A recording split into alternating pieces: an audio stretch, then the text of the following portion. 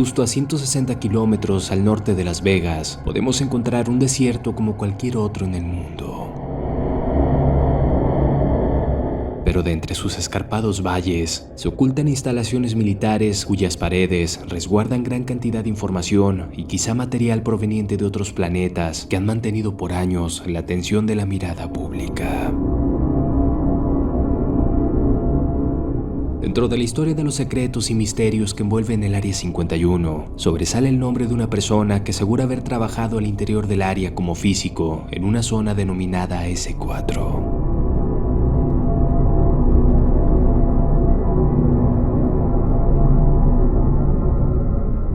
Él es Bob Lazar, y lo que vio ahí dentro, hasta la fecha, continúa sorprendiéndolo.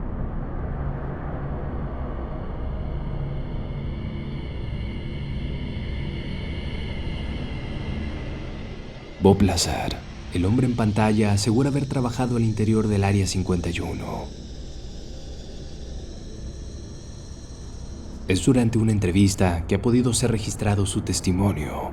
Enseguida nos comparte qué sensación tuvo al entrar en la nombrada zona S4. Parecía todo muy militar, no un ambiente científico. Había muchos controles, con niveles máximos de seguridad. Se fuera donde se fuera, había que ir acompañado de un guardia armado, incluso al cuarto de baño. Todas las puertas se abrían y se cerraban con una identificación magnética personal. Era un ambiente muy opresivo. Dentro de su testimonio, afirma que fue contratado por Edward Teller, un físico de origen húngaro nacionalizado estadounidense, cuya encomienda habría consistido en investigaciones científicas del sistema de propulsión de uno de los 9 platillos voladores resguardados en la zona S4 como una parte general del proyecto de ingeniería inversa. Bob Lazar narra la sensación que tuvo al estar frente a aquel inmenso objeto. La primera vez que vi la astronave fue cuando entré en el hangar y me dije: esto explica por fin todos esos avistamientos de ovnis. Es un vehículo militar secreto en fase de experimentación y ya está. En realidad fue la segunda vez que lo vi, al entrar en su interior, cuando me di cuenta de lo que estaba sucediendo. Es decir, de que se trataba de un vehículo extraterrestre. Obviamente, esto sucedió después de haber leído todo el material informativo. Y entonces, en ese momento cambió todo. Era una sensación distinta, algo inquietante. Me sentía como un intruso. Es algo muy difícil de describir. Cuando se le cuestionó directamente si alguna vez fue informado de cómo es que esas naves habían sido resguardadas en el área, esto fue lo que comentó. La gente ha sugerido varias hipótesis, que habían sido derribados o que habían caído, pero no parecían dañados y por consiguiente tengo serias dudas sobre dichas hipótesis. Bob Lazar compartió incluso cómo lucía el interior de aquellas naves. Es muy simple. Existe un solo color dominante, un gris peltre. El exterior es también de este mismo color. No tiene aristas. En el interior, todo el equipamiento tiene una forma redondeada, incluso los asientos y los espacios para los amplificadores.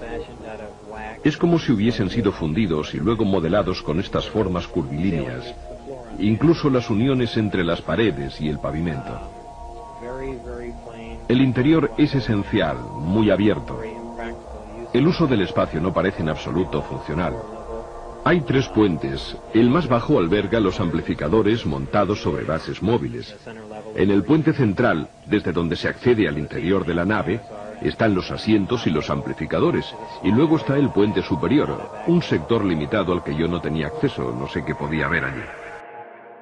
Lazar afirmaba incluso con total certeza de que aquel objeto era completamente extraterrestre, y estas son sus conjeturas. Absolutamente sí, extraterrestre, no hay duda. En primer lugar, el objeto del proyecto era analizar la nave. Si se hubiera tratado de un aparato de Estados Unidos, no habríamos perdido tiempo en tratar de entender cómo lo habíamos construido.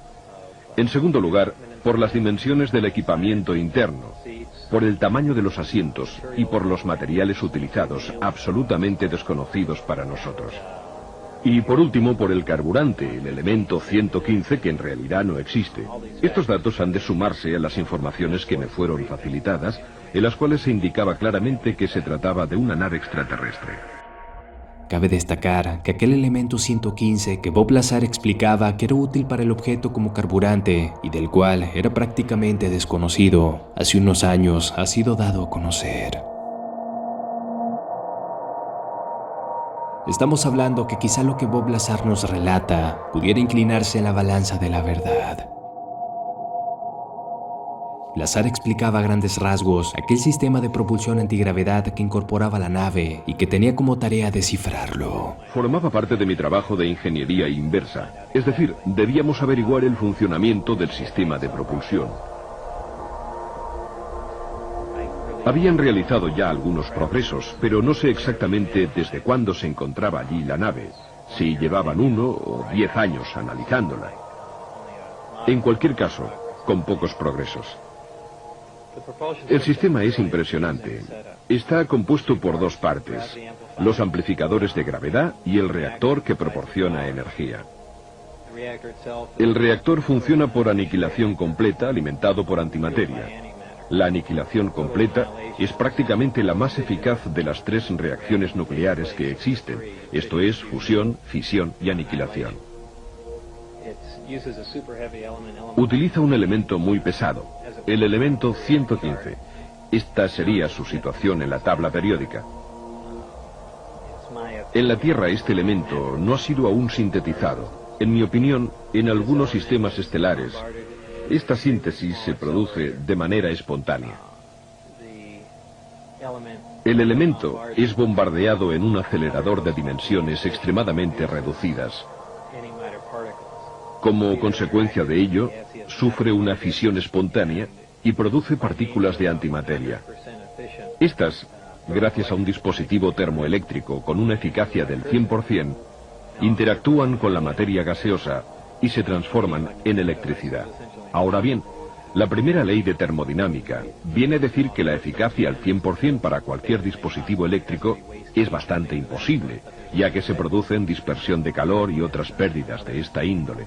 Pero yo, en este sistema, no las detecté. Es una tecnología absolutamente asombrosa.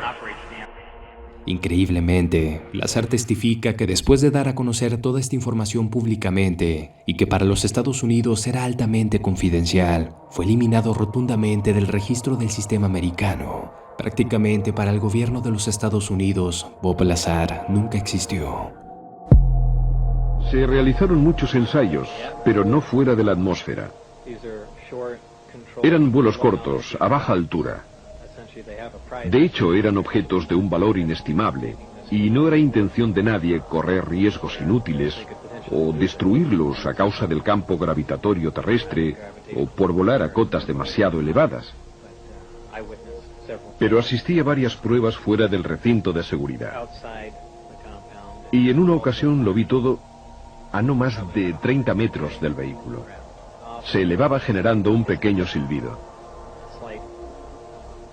La superficie inferior emanaba una luz azul, probablemente debida al altísimo voltaje generado.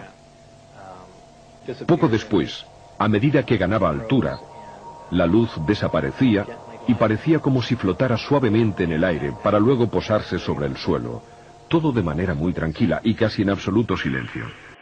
De hecho, para respaldar que efectivamente Lazar había trabajado en el Área 51, ha mostrado una identificación, misma con la que se le permitía el acceso a la zona S4 y además de esto, un talón de pago expedido por el gobierno estadounidense.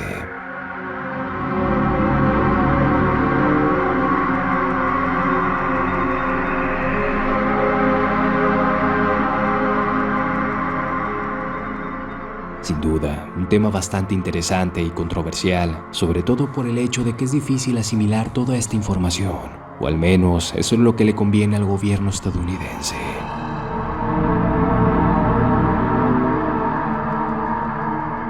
Dime, ¿te gustaría continuar hablando del tema? Por favor, deja tu like y comentario. Recuerda, soy DKB. Nos escuchamos muy pronto.